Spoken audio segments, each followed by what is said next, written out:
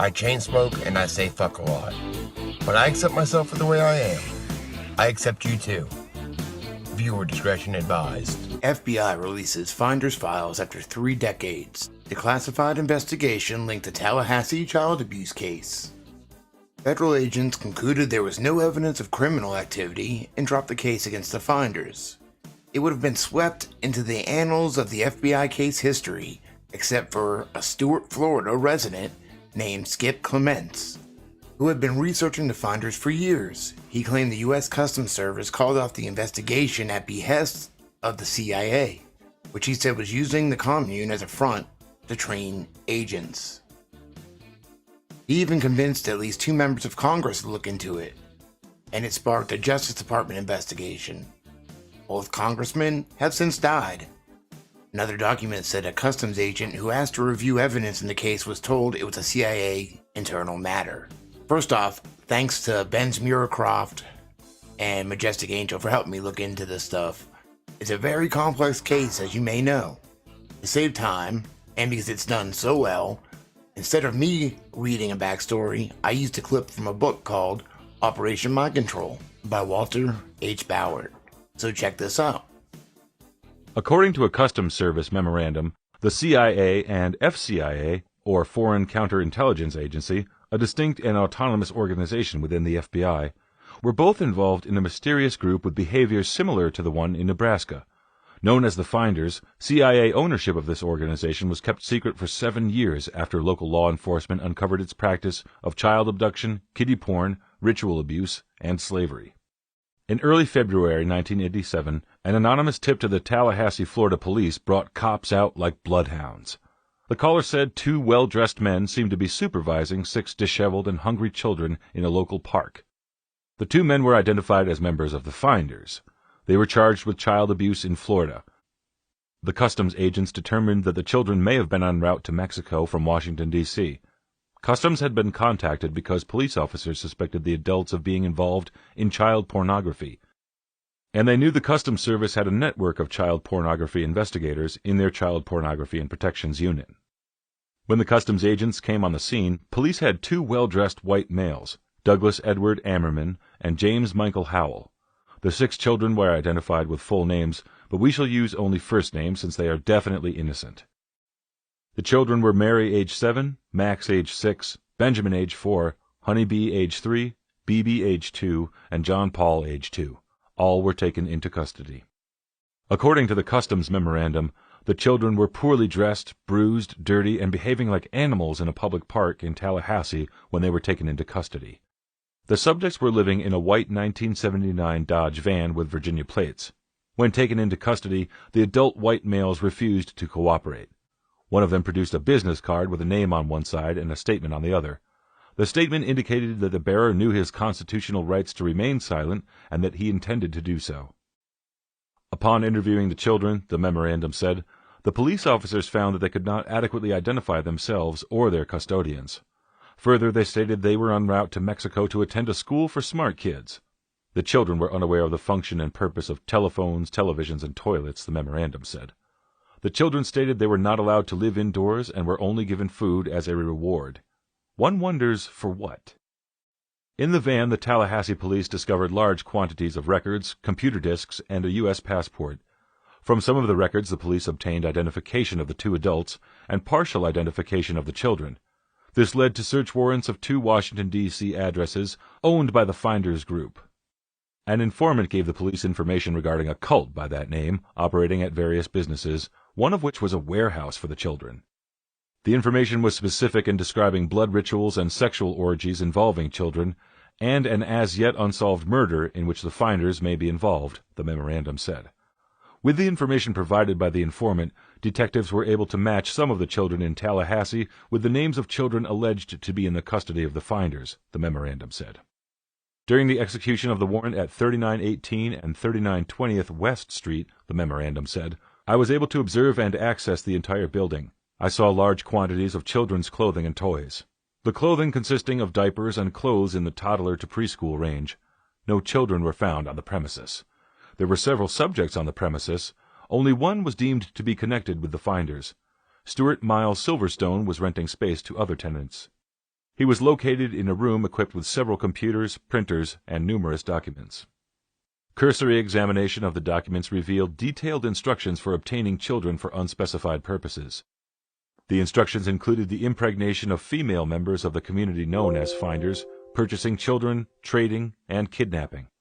There were telex messages using MCI account numbers between a computer terminal believed to be located in the same room and others located across the country and in foreign locations.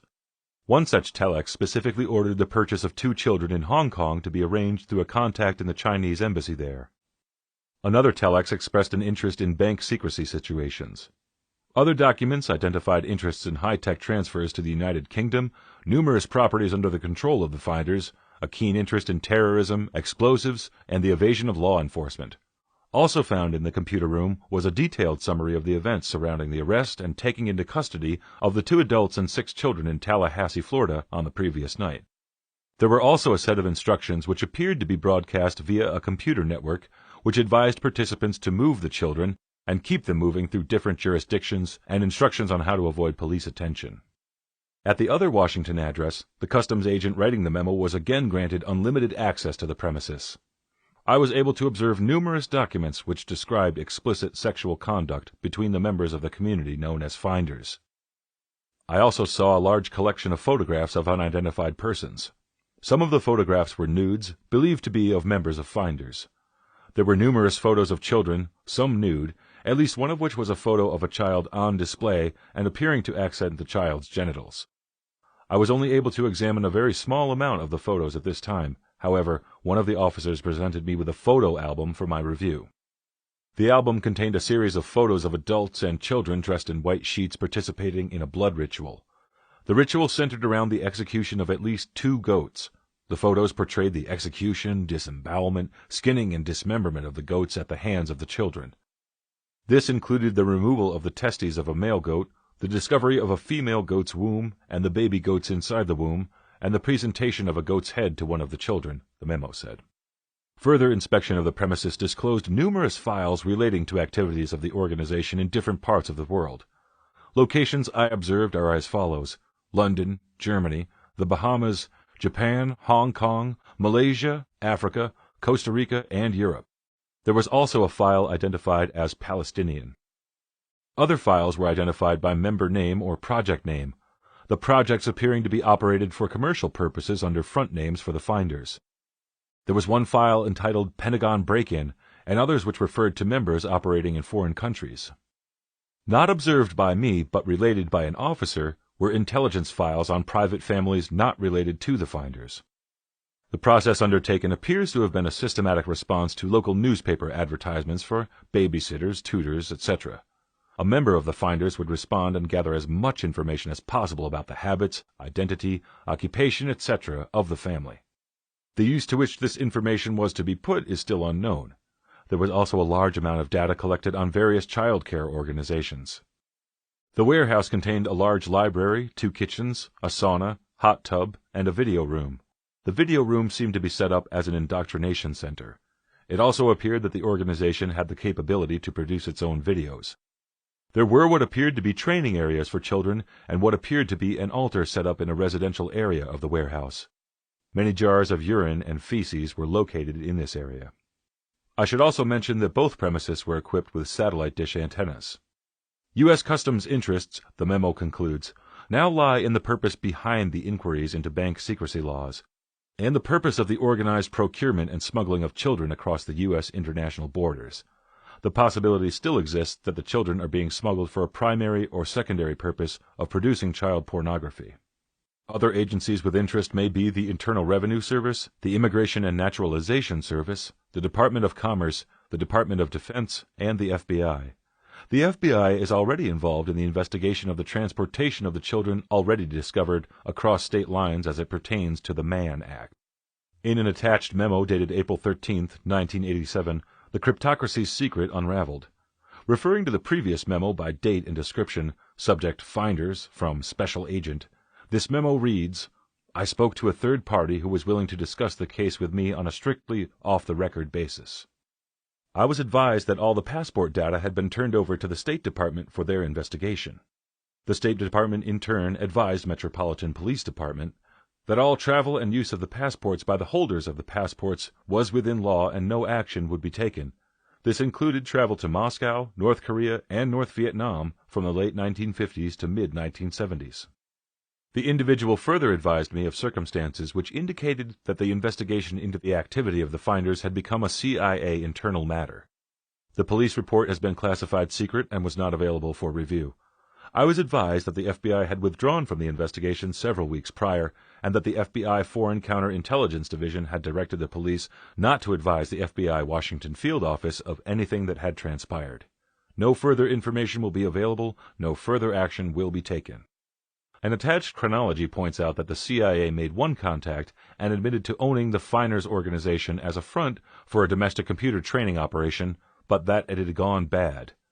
CIA defers all further contracts to FCIA, Foreign Counterintelligence Agency, is a distinct and autonomous organization within the FBI. The conclusion of the chronology reads, children discovered in Tallahassee were eventually turned over to individuals claiming to be parents or guardians. As far as is known, no details of CIA or FCIA involvement ever became public, was the final line of the Customs report. The children were eventually released to their mothers. Here's 4 out of 5 of the moms, left to right. From the left, Kristen Noth, mother of Ben, 4. Judith Evans, Honeybee, 3. Paula Arrico, Mary, 7, and John Paul, 2. Carolyn Said, Phoebe, 2. And not pictured, Patricia Livingstone, son Max, 6. And here's a couple things that should be mentioned. They started investigating in December of 1986.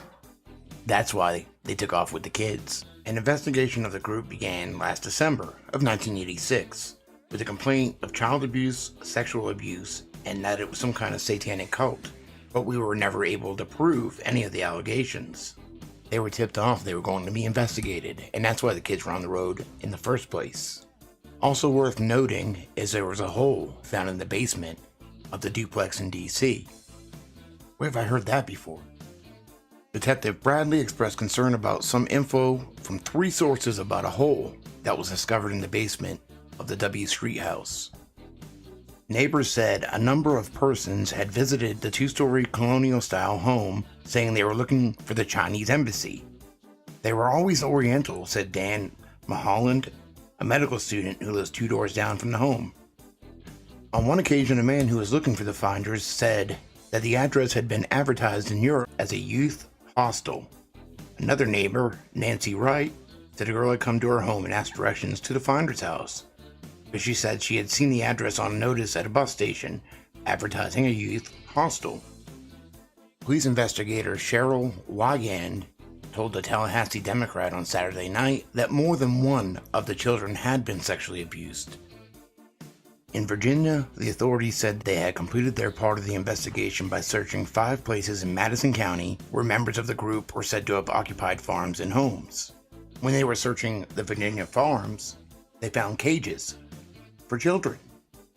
Some of the material seized included photos showing children involved in bloodletting ceremonies of animals and one photograph of a child in chains. Oddly enough, the finder's documents contain a couple pages referring to McMartin Preschool. First off, there's a map. The tunnels found at McMartin Preschool, a preliminary report.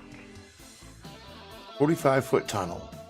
9-foot wide subterranean entrance found under west wall of the quote dog room, classroom 4, blank classroom. Avocado tree roots cut on both sides of the entrance.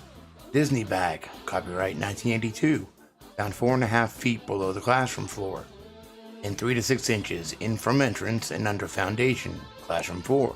Tunnel proceeded south, then east 45 feet through classroom 4 and 3, and north, then east 10 feet within classroom 4.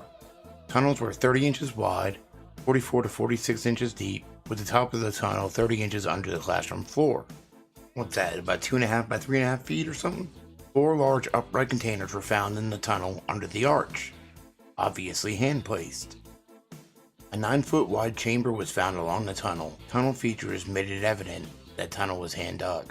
7-foot tunnel extending into the triplex next door. Tunnel extended from the bathrooms off the office in Classroom 1 to the front yard of the triplex next door. Front yard concealed from street by 3-car garage. Children described entrance and exiting tunnel in triplex yard exactly where the tunnel and exit were found. A small white plastic plate with 3 pentagrams hand-drawn on top of light green paint was found by the archaeologist in the stratified dirt in the play yard. Per historical archaeologist, pentagrams were hand-drawn by an adult and not part of the manufacturer's design. No doorknobs were on Classroom 3, only a deadbolt lock. Each classroom had on and off light switch labeled fire alarm. The system did not connect to fire station but was used as an alert within the school. More than 2,000 artifacts were found under the school floor, including over 100 animal bones. Up until now, there has been no clear-cut, irrefutable evidence available to the public. But now, finally, the public has smoking gun evidence of pedophile kidnapping, abuse rings operated by a U.S. government intelligence agency. These official U.S. Customs investigation reports are irrefutable evidence of 1. A case of obvious child neglect and abuse involving child pedophile sexual abuse and child pornography and satanic cult ritual abuse, wherein the perpetrators were caught directly in the act by law enforcement, arrested on the basis of irrefutable evidence at the scene, and faced serious charges which typically bring sentences of decades in prison. Number 2. Whereas search warrants were obtained for the Finders Cult office in Washington, D.C., and a complete search was enacted by law enforcement which provided irrefutable pictures, movies, and documents of such above abuse and neglect, and evidence of access to the confidential arrest reports on the Finders Cult from the arrests in Tallahassee, which occurred only a day earlier, suggesting very high-level connections to U.S. intelligence agencies in and of itself. Number 3, whereas all investigation of the Finders Cult by the FBI, U.S. Customs, and local law enforcement was ordered stopped by the U.S. Justice Department on grounds of national security, and the matter of the Finders Cult was turned over to the Central Intelligence Agency as an internal security matter. Since the Finders is and has been a domestic and international covert operation of the Central Intelligence Agency. Number 4, whereas any and all investigation of the Finders Cult was immediately stopped, all evidence was suppressed and denied, the abused child victims were released back to the adult perpetrators who had been arrested in the act, and the CIA resumed its ongoing covert operation of the Finders Cult, which is used to procure and produce the development of child assets to be used to entrap politicians, diplomats, and corporate and law enforcement officials, to sell such child victims to wealthy perverts to raise money for covert operations, to train some of the child victims to be professional operatives and assassins of a totally cold, multiple personality, mind-controlled nature. This most disgusting perversion perpetrated by our government needs to be exposed. Where is everybody now? I haven't been able to locate them all, but I found some of them. Everything I used is public knowledge and public sourced. Newspaper clippings, social media, stuff that anybody can see. It's just an interesting case, and they seem to have disappeared. And again, I want to thank Ben Smearcroft, Majestic Angel, The Unknown Observer, who has a YouTube page. It's pretty good. You should check him out. I'll leave a link. From the Tallahassee Democrat, Thursday, February 19, 1987. Marion D. Petty, the mysterious founder of the Finders, is said to be in India, but purportedly says in a memo to reporters to have resigned as the group's leader, quote, to devote myself full-time to Zen walking. Like Kung Fu? The unsigned one-page memo from MD Petty was hand-delivered Wednesday. Here is the text of the letter. I didn't know that I was the leader of the Finders. I thought I was just a consultant on wit and humor. If I ever was a leader, I hereby resign to devote myself full-time to Zen walking, and I recommend that the Finders hold an election as soon as possible. The brief message raised more questions about Petty, who is often called the Stroller by followers because his love of walking. Family members and followers say Petty, 66, is a widely traveled retired Army Master Sergeant who leads his followers on elaborate game-playing exercises. Sounds like he's fucking crazy to me. The return address on the computer-printed message is given in care of Joseph Chilton Pierce in some made-up place in India. So Douglas Ammerman, 27, his father, Clarence Ammerman, a University of Florida agriculture professor for 29 years, traveled from Gainesville to testify that he believed his son would show up for court. James Francis Howell, a high school math teacher from Long Island, New York, described a bright son who joined the Army Reserve in 1984. "I know Michael to be someone who keeps his word," the father testified, and pulled out a pocket-sized album of photographs, anxious to show the judge his son in a less incriminating light. "Look at my kids!" But when asked, neither father was willing or able to post any of their property towards their son's release, leaving the prosecutor to later comment that not even family wants to gamble on these two. One father's testimony didn't reflect the closest of family ties, as Clarence Ammerman testified, "Well, we didn't see a lot of Doug since he finished high school. We haven't had much contact in the past 4 years." But Clarence Ammerman and his wife Beatrice testified their son showed up on January 20th at their Gainesville home with a little boy, almost 3 years old, announcing he was their grandchild. During that 1-hour surprise visit, the Ammermans described the toddler as healthy and clean. Later, when the big story broke of the arrest of 2 men in coat and tie in the company of 6 scruffy children, the Ammermans said they heard from Ed and Tommy Simmons, farmers in nearby Archer.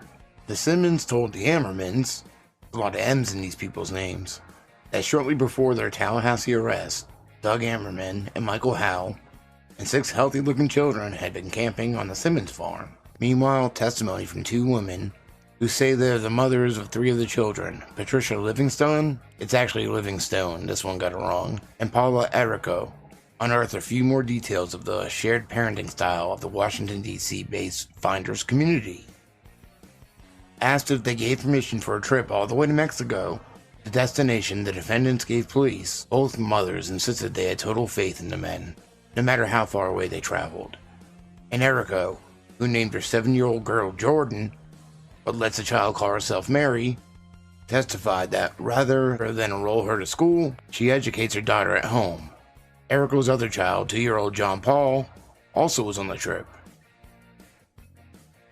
"I felt a need to separate from him," Errico testified. The officer, Judy Sachoki, recounted the afternoon of the arrest. She described all 6 children, ranging in age from 2 to 7, as dirty, bug-bitten, with scratched legs, wearing no underwear, mismatched socks, and hungry. The oldest, Mary, aka Jordan, was peeling oranges for the smaller children, and a strong odor of urine wasted from the blankets in the van, the officer testified. Ammerman first identified himself as Kenny Rogers. Should have came up with something more original. And Hallwell goes into a trance when questioned. And the mother with the 2 kids, Mary, aka Jordan, and John Paul, Paula Errico. Paula Errico, Tallahassee, October 26 at 6:06 p.m. Heads up and FYI, apparently there has been a data dump by the FBI pertaining to the 1987 events that involved my group at the time, the so-called Finders. I don't see anything new, except the usual vitriolic responses by idiots who are always looking for a new way to bash someone. Lots of Twitter junk. I'm sure there will be more. So I just received a phone call from a reporter asking for a statement. I said it was all trumped up stuff at that time and there is nothing new since. And I made a decision not to publicly name or show any of the kids' Facebook pages that I found, but I did confirm this one, and I found her son too. If you check out her website for Seekers and Settlers, aka the Messy Hair Commune, an international community in Tallahassee, Florida. If you are seeking a community free of dogma and social constraints, then this might be the place for you. But then again, it might not be. Seekers and Settlers, SANS, is a communal household of 2.5 acres of wooded land 10 miles south of Tallahassee, Florida, in a neighborhood where a number of friends bought land homes near each other in order to have a land co-op type of arrangement. About 20 families get together regularly for potluck dinners, to play music, go swimming, or to do work projects. Older community directories have this area listed as Woodville Grapevine, but we call it Spiral Garden. Tallahassee also has several other true land co-ops, a large food co-op, alternative schools, and a strong alternative community. As seekers and settlers, we are looking to form a growing communal household with those who have some skills, an above average sensibility about life, and need to try something different. We're pretty laid back and like to maintain a certain casual yet steady pace. We want life to be as stress-free and creative as possible. But if you're looking for a place to loaf, look elsewhere. We've got work to do. We welcome visits by anyone serious about living in a community or experienced community members who think Sands might be the right one for them. But please do not bother contacting if A, you haven't checked out all of our links, B, you're looking for a typical community, C, you plan to arrive with no money, no food, and a broken car, D, you don't like our sense of humor. Paula is a brave soul responsible for opening her land and house to this experiment. Who in the right mind would do such a thing? Well, you can read her story yourself. Paula's story. One of my ideas for our community is Wanderers and Settlers, a base for those who want to spend some of their time traveling, but also want a home where they can come to recenter and refresh themselves. Ultimately, I want to be free to do the same, wander to other places, knowing that all will be cared for by those who are the current settlers. Plus, I have other ideas for supporting those of us who wish to perform right livelihood and work out of our home or work and travel. I have lived in international communities most of my adult life, and I want to live in a community for the rest of my life. I have worked on creating an international community on my land for several years, experimenting with living co-opportunity with friends. I want more visitors from the USA and from all around the planet who are interested in learning about community living, or who are working to create peace and justice on our planet. I envision using my house and land to shelter an ever-changing and evolving group of like-minded folks. And from her, you can connect to one of her friends, Carolyn Said, staff writer at the San Francisco Chronicle, on here or Twitter, where she has a check mark.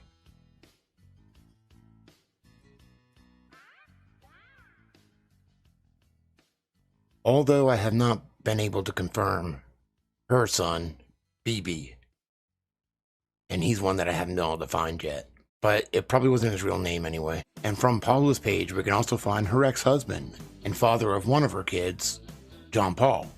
If we type in Holwell, we find a Merlin Michael Holwell, and it looks just like an older version of James Michael Holwell.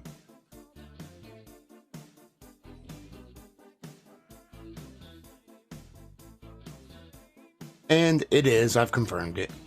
And he is also self-employed. Merlin's Magic Touch. What the fuck? And I was also able to find Kristen Noth, owner-partner of Foresight Alliance, an innovative consultant firm that applies foresight strategy and research to build organizations' resilience in today's increasingly complex and fast-changing environment. We expand our clients' perspective and extend their thinking via our suite of customized services, research, and analysis in years of experience. It's a consulting agency. And I'm pretty sure I confirmed her son, Benjamin. The only ones I haven't been able to find is Patricia Livingstone, which I found her. I found her address and all that, but I can't find any social media on her. And I found her son. He seems to be doing fine too, Max. I also haven't been able to confirm Judy Evans, or her daughter, Honeybee Evans. And I wasn't sure about Douglas Ammerman. This is from an old Yahoo group. Wednesday, December 13, 2006. This past weekend, I made the acquaintance of two people who, it turns out, have a strange history. Kristen Noth, who sometimes goes under the name Kristen K. Noth with an N, and currently goes by K. Noth, and Douglas Ammerman. During the late 1980s, they were members of a communal group known as the Finders. The Finders began as a loose association in the late 1960s under the guidance of Mary and David Petty. Although Petty died in 2003, the group probably persists today as a web of acquaintances.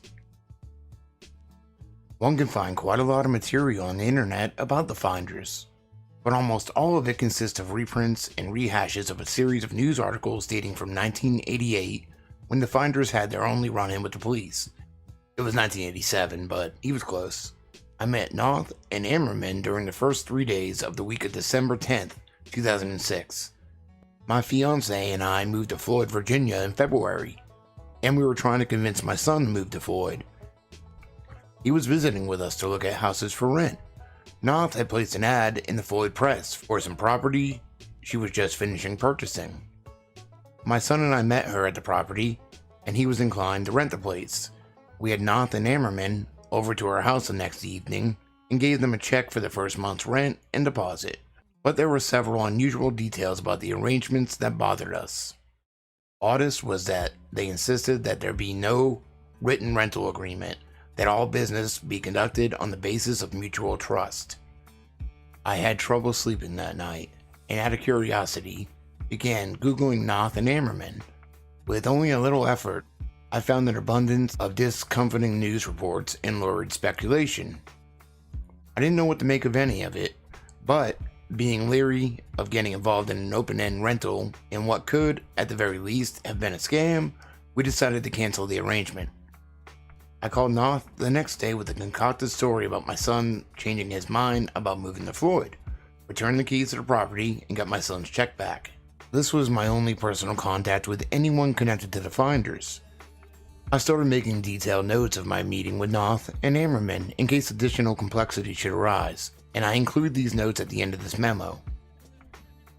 In 2000, Noth was seeking a position as a house sitter. Caretaking housekeeping situation wanted.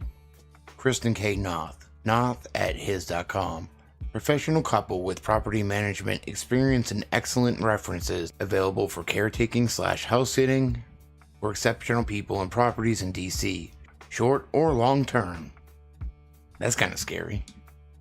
She enunciates carefully with no apparent regional accent, speaks in a rather deliberate, paced fashion, gives an impression of good manners and education. She's guarded in her speech as well, giving away no more information than she needs to. She said that she was a writer and journalist by trade, but didn't volunteer the genres in which she worked. She said she had recently taken a job as an analyst to bring in some extra money, but didn't name the organization for which she worked. So basically it was a trailer on a larger land plot with a bigger house in the back. She said that she and her boyfriend would be living at the larger house, but only intermittently. At some point, Kay mentioned that she was looking to rent the house to someone who wouldn't draw attention. I think she may have added, of the police, but that may have been only my interpretation. I said that she didn't need to worry that Walter didn't use drugs. I took that to be the thrust of her remark, a reasonable concern for a landlord. We asked whether she would be keeping any farm animals, since there were several sheds on the property close to the house.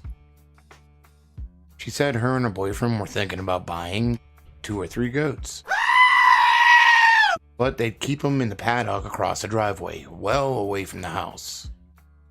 Kay's boyfriend's name was Doug Ammerman. He was a little shorter than average, I'd say, but sturdy. I guess about 160, 170, middling long wavy brown hair, and not very well trimmed beard. He wore a visored cap, I think with some sort of bluegrass music motif, that he kept on throughout their visit. Otherwise I'd say he was dressed in a casual way, actually indifferently. I noticed a small tear in his canvas trousers. He had a slight rural southern accent and spoke in a less mannered way than Kay. Kay had said earlier that he was a musician, apparently interested in bluegrass and old-time country music. It was he who had discovered Floyd and was pushing for the two of them to move there. He said that he ran across Floyd on his way back from the Galax Fiddlers Convention, which is held each summer in Galax, Virginia, about 50 miles from Floyd. Kay also mentioned that he was interested in Brazilian music and that he traveled a lot to Brazil. I tried to draw him out on the subject, but he wouldn't talk about it. I can't quite say why. I don't think he had any real interest in or knowledge of Brazilian music, but that's just the impression I got. I do believe that he was enthusiastic and knowledgeable about old-time music though. When he asked about signing a rental agreement, Kay and Doug appeared taken aback. Kay said she thought she had been clear earlier, that there was to be nothing in writing, that they preferred their relationships were based on trust. I was surprised in turn, but the property was so desirable that Walter and I agreed. So they got home, he talked to his wife, and they had misgivings about the commitment that they had just made. The lack of a written agreement, the cash deposit for electricity, the body language and guarded speech of Kay and Doug, and so forth. We couldn't quite put a finger on why we were so uneasy, so we decided to sleep on it. I woke up around 3 a.m. and unable to go back to sleep, I started searching for information about the two on the internet. He wanted to see if they were scam artists. Instead, he ran across the first references to the finders that he had ever read. So they went and gave the keys back and got their check back. Kristen and Doug's son is Ben, so you would figure they probably would keep in touch even if they are broken up, because they have a kid together. Going back to Kristen's Facebook page. In 62, she moved to Pakistan. In 66, she moved to New Delhi. In 68, she moved to Somalia. And in 70, she moved to DC. And then in 80, Washington. Is that odd? So going through her friends, I was looking for musicians. This one sticks out, Tommy Stone. Oh, he was in a band, the Protest Song Factory from Charlottesville. Interesting. Monsanto, Monsanto, I had a bad dream. You poisoned the planet and patent the seed. Now the wind blowing pollen from my neighbor's field has got me in court while decreasing my yield. Son, where's justice? And then I started finding a lot. And according to one of the email addresses I found linked to his property, then it's him. But he goes by Slinky Cobblestone. I know it sounds ridiculous, but I found him. Hey, this is Slinky Cobblestone Bonnaroo 2010 with all my good buddies here at the Sierra Nevada tent. We got a little song for you people out there in California. Take that pipe and plug it, it ain't serving us no more. The 1% is the major reason we all feel so poor. Their corporate machine making all that money ain't working here no more. So take that pipe and plug it, it ain't serving us no more. Take that pipe and plug it, it ain't serving us no more.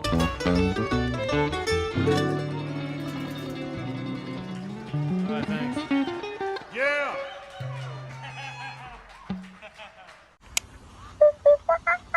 Fucking stoned.